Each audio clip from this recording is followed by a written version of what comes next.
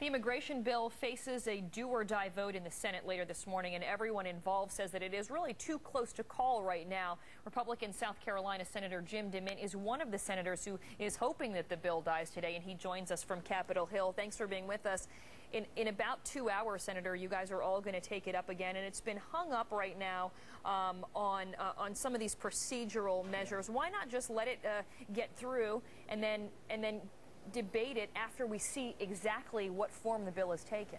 Well, this bill has become a real war between the American people and their government, and the process has caused a loss of confidence in the government. The Senate has taken something up in such a way that we don't even know what we're voting on. We voted on over a 100-page amendment yesterday that was still warm from the copiers, and there was only one copy in the chambers.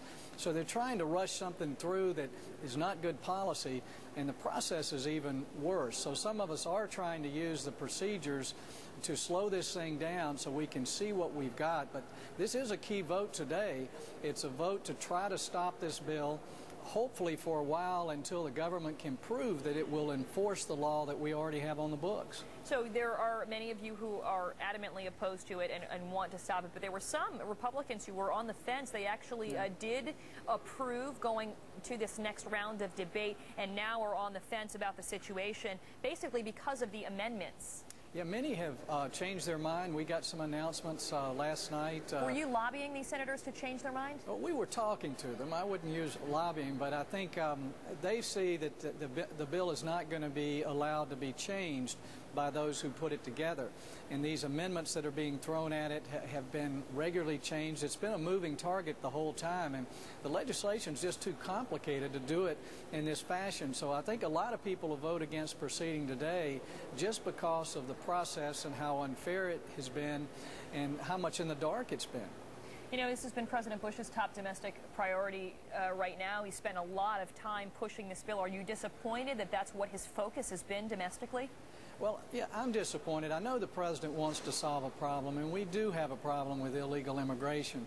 But we can't ask America to trade security for amnesty.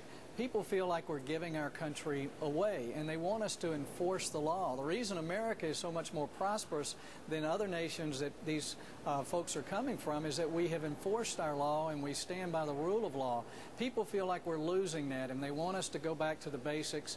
They want us to protect what it means to be an American, and they want us to create a legal immigration system that works for the best interest of America. You know, the thing, I mean, congressional approval ratings are at an all-time low. I think they're about 14% at the last poll. A lot of people feel like you guys just aren't getting it done. So if there already are laws on the books to enforce immigration, why isn't that happening?